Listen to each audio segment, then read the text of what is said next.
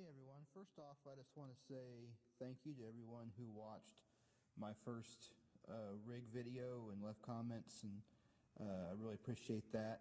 I haven't updated you in a while as far as what I'm doing, what I'm using now. It's changed quite a bit from the way it was in the first video. So what I'm going to do is I'm going to do a series of 4 videos and just kind of go over some of the things I'm using. The first video, I'm just going to go over this main rig, which is what I use on Sundays. Just kind of go over the changes that I've made. The second video, I'm going to focus just on these MIDI pedals that I have here that kind of control my whole board. Just kind of go over how I use those, what they're used for. And then the third video, I'm going to take you over to our youth building and show you my backup board, or the board that I use if I'm going out anywhere, or that I use in the youth. It's a little bit smaller. And the fourth video, I'm going to go over just sounds. So hopefully you enjoy these. So let's get started. I'm going to try not to focus on things that are the same as my first video. You guys can watch that video and kind of look at those things, but using the same amp, Fender Blues Jr., same guitars. I'm a Les Paul guy. I have 2 Les Pauls, and I also have a Epiphone Wildcat that I use over at the youth building. And so those things just work really well for me. Planet Wave cables going from the amp to the pedal board, and the pedal board to the guitar, and then all George L solderless on the board, which I really like. Considering Disaster Area, which makes these 2 pedals that I use here, came out with their own solderless system, I may consider going to that for a reason that I'll tell you here in a little bit, but for now, George L has just been great. So, what we do, we come from the amp and we hit, right off the bat, we hit the looper. And so, actually, let's take it from the guitar. So we come from the guitar,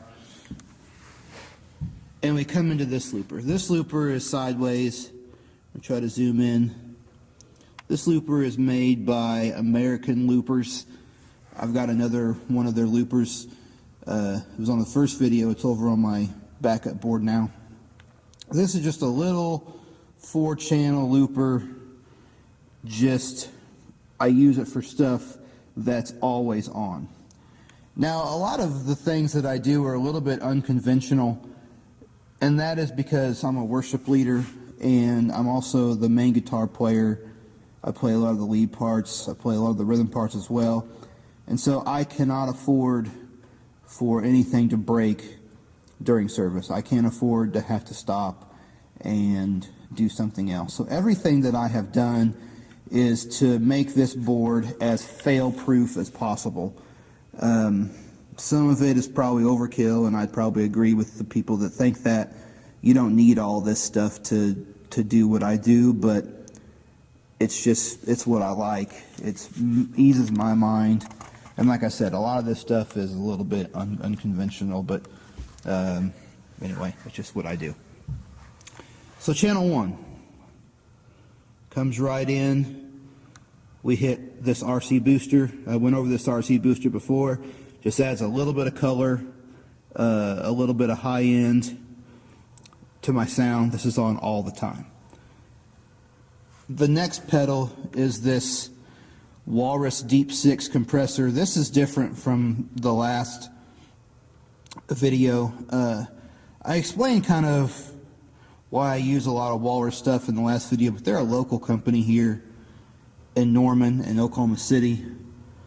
Those guys are just great. They've been great to me. I'm in no way endorsed or sponsored by them, but every time I've called them and asked for stuff, they have always treated me like I was a sponsored musician, giving me a couple discounts and things of that nature. So I have a lot of their stuff on my board, and that's why. So this compressor, by far the best compressor I've ever used. Really, this blend knob is really great. I'll kind of go into what that does in the fourth video when I get to sounds, but it allows you to add in a little bit more of your dry mix so you don't get so much of a compressed signal. I don't like a super compressed signal. I like a really high attack, a really high sustain, and I like to get a little bit of signal boost from my compressor as well. Third pedal is this Boss GE7 EQ pedal. This is set up to boost my highs. So the other Les Paul that I use a Black Beauty most of the time. The other one is a Silver Burst. It's a little bit lower, deeper sounding than the Black Beauty. And so this just allows me, I use this pedal only when I'm using that guitar. It allows me to boost my highs. In fact, I have it set for something else right now, but I usually have these highs boosted to about right there. And I do this just so I can switch in between guitars and not have to worry about changing any amp settings. So that happens only when I'm using that other guitar. This fourth and final channel on here is for the volume pedal. Now, like I said, a lot of unconventional methods I use. You usually don't run your volume pedal through a looper.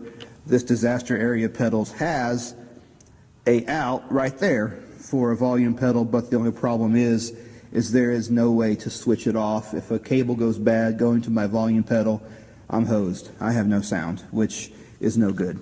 So this volume pedal just comes into this fourth channel on the looper.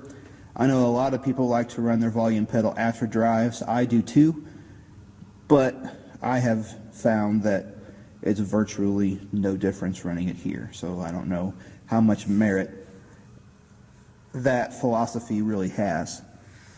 But anyway, this runs over here on the side. We zoom out. Ernie Ball VP Jr. Really like this pedal. I have a few of them. Never had one break. And then I am using the tuner out right now. I usually use the tuner out on this looper, but I had a cable go bad. So for right now, I'm just running the tuner out on here to the Sonic Research Turbo Tuner, strobe tuner. In my opinion, the best tuner out there. Pretty self-explanatory. It tunes your guitar. So, out of this looper, I come into this looper. So this is an 8-channel looper from Disaster Area. The second video will go a lot more into this. I'm just going to kind of take you through each channel of this looper, what I'm using it for, and that sort of thing. Not really going to go through the functions of this looper as of yet, because I use it a little bit differently. So, channel 1 is by far my favorite pedal that I own. This is the newest pedal from Walrus. It is the Mesner Overdrive. You guys can look at reviews or demonstrations of this on the internet, on YouTube. This is just a great pedal. It is almost always on for me. It's I have it set pretty modestly, not a whole lot of grit. I know you can't really see those settings. I'm sorry about that, but try to get in there close to my settings. Not a whole lot of extra grit. It's just a very low level overdrive for me, kind of like a bass level.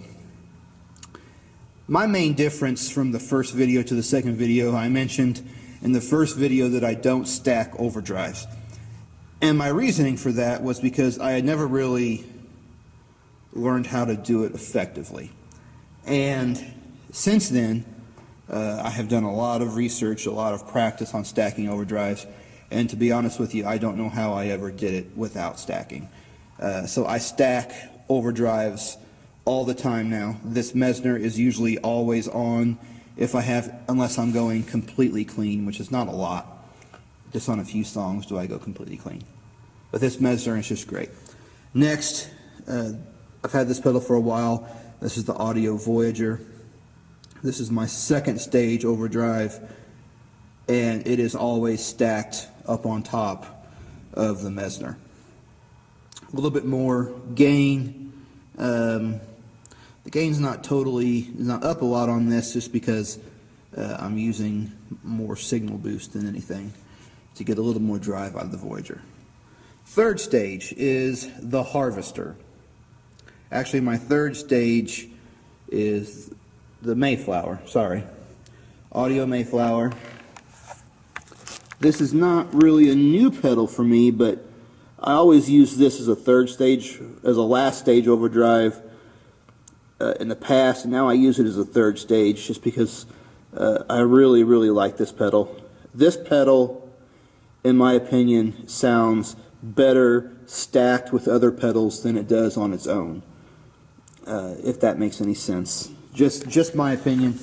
I always stack this pedal, usually with the Mesner, every once in a great while with the Voyager, but not very much. And then the fourth stage overdrive is the Walrus Audio Harvester. I have this set really high gain, a lot of drive, mostly for lead lines, solo lines, and parts where I really want to come out in front of the band. And again, that is usually stacked with the Mesner as well. If I want to just have chaos, I will stack the Harvester and the Voyager, or the Harvester and the Mayflower, but I only do that on one song. So 4 overdrives, again, maybe a little bit overkill, but I don't care. I really, really enjoy my overdrives. Next is the Electro Harmonix Micro Pog. I continually try to find ways to use this pedal more. I really, really like this pedal. My settings, I have the dry mix turned up quite a bit, and I have the sub-octave up a little more than the higher octave. That's just kind of how I use it, a little more subtly. I don't like such a dramatic. I use this on swells, I use this on a lot of lead lines, and sometimes I'll use it on heavy courses as well, just to add a little bit to the band. Next is the Walrus Audio Plainsman. This is I use this for leads. I use this a lot of times with my swell sound to get a little more volume. And that's pretty much it. I only use it on probably 7 or 8 songs. I don't use it a bunch, but when I need it, it's really, really nice to have. Next is Tap a Whirl Tremolo. I went over this in the first video. I use this on 4 or 5 songs. Really, really enjoy this tremolo. Having the tap tempo option is crucial for me, and I just really like that. Next is the kind of the Strymon section. I have these looped together in one loop on the looper, more so just because I was out of loops, and having these looped together works just fine. Strymon timeline, everybody has a Strymon timeline. Everybody knows what it does. I program each song separately. So I name each song by the song's name on both the timeline and on the Big Sky. So I don't have just a few settings that I go in between. Every song has their own loop. I do that for 2 reasons.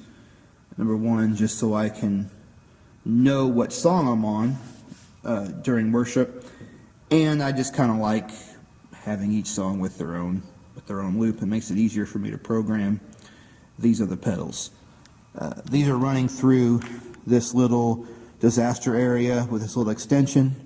Tune into video 2 to see that. But this is my setup right now. This is by far the favorite setup I've ever had. This has everything I need. It has been unchanged now for a few months. I've kind of waited to do a video before decided if I really liked it or not, and I could not ask for more with this video. So the next video I'll go over how I change my sounds and how I use these loopers. Thank you.